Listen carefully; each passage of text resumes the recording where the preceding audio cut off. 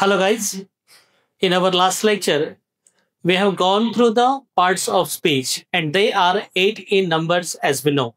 आपल्याला सर्वांना माहिती आहे की आपण पार्ट ऑफ स्पीच पाहिले आणि ते एकूण 8 आहेत. कोणते कोणते आहेत त्यासाठी मी तुम्हाला एक ट्रिक दिली होती. ती या अगोदरच्या व्हिडिओमध्ये आहे. जर कोणाला आठवण नसेल तर ते पुन्हा एक वेळा पाहू शकतात.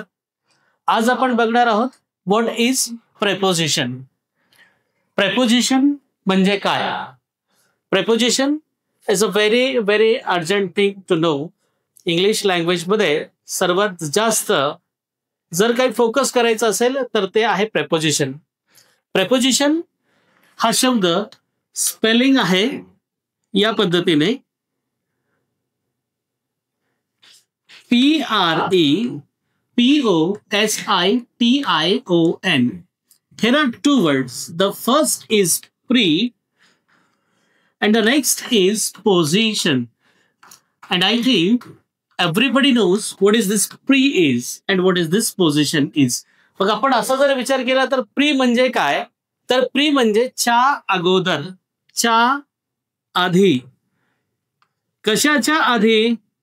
मग कुठल्या तरी वस्तूच्या, व्यक्तीच्या किंवा एखाद्या संकल्पनेच्या आधी त्याची स्थिती दर्शवण्यासाठी. पोझिशन म्हणजे काय? स्थिती. स्थिती किंवा त्याला आपण मराठीमध्ये आणखी म्हणू शकतो परिस्थिती.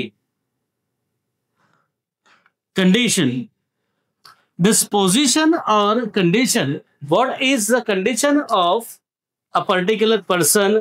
What is a condition of a particular place or an event?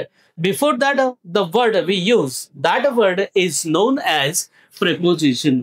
जो शब्द आपण त्याची स्थिती दाखवण्यासाठी वापरत असतो त्या शब्दाला प्रेपोजिशन असं म्हटलं जातं. आणि प्रेपोजिशन्स जी आहे ती दोन प्रकारचे असतात. एक म्हणजे प्रकारांना टाइप्स म्हणतो आपण. प्रेपोजिशनचे दोन टाइप्स असतात. एक असतो टाइम प्रेपोजिशन आणि दुसरा असतो non time preposition. Time preposition आणि नॉन टाइम प्रेपोजिशन कसे असतात हे आपण पुढल्या भागात बघूया. थँक्यू.